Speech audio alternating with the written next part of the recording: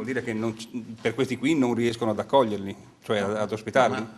Ma qui il problema è che c'è, ripeto, un flusso costante di persone che entra, i posti sono limitati, noi in qualche modo abbiamo dei posti ma sono tutti pieni, come io ho dichiarato ormai da mesi, ho chiamato qui tutti i parlamentari, da mesi gli ho detto non ci sono più posti ma il flusso arriva, bisogna che il ministro degli interni, il ministro degli esteri si occupino del problema.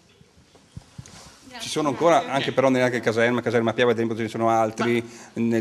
Senta, ma lei, scusi, ma io voglio sapere, ma scusi, ma qual è il suo discorso? Mi dica la conclusione, mi faccia delle domande. Cioè, scusi. No, che c'è la presenza di queste persone, non è che possa fermarli in Austria, che bello, e lì finiscono però, no? O no? Ma scusi un attimo, questi vengono dall'Austria. E se venissero anche da altre parti?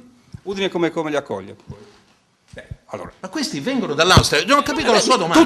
Tutti dall'Austria, sono tutti dall'Austria. Matematicamente certo che vengono dall'Austria. Sì, ma lei che cosa le... Scusi un attimo, ma perché scusi?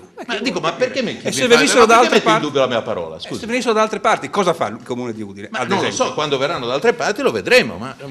Quindi il problema rimane, peraltro. Ma no, perché quel problema non c'è. Questi sono quelli che vengono dall'Austria, che le piaccia o no, scusi.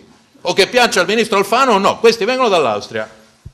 Non capisco il problema, cioè mi dice se venissero da altre parti, ma non vengono e non facciamo mica la teoria. Credo che può essere Scusi. No, è vero. No, io ho capito qual era la sua insinuazione, ma non l'ho capito. Io ero un insinuo. Sì, perché io vorrei coraggio di dirle in faccia che questa è una cattiveria, che questa è una vigliaccata. Ce l'ha, ecco, è una vigliaccata in un'intervista dire quello, va bene? Forse glielo possono spiegare loro, perché non è così. E questo è il gioco dei mascalzoni della politica, che sono tutti questi personaggi razzisti di destra e sinistra che hanno portato l'Italia, la mafia a Roma. Guardi cosa c'è a Roma. Sono questi personaggi qui che erano lì ad applaudire i vari Alfano. Quindi, questi no. E questi no.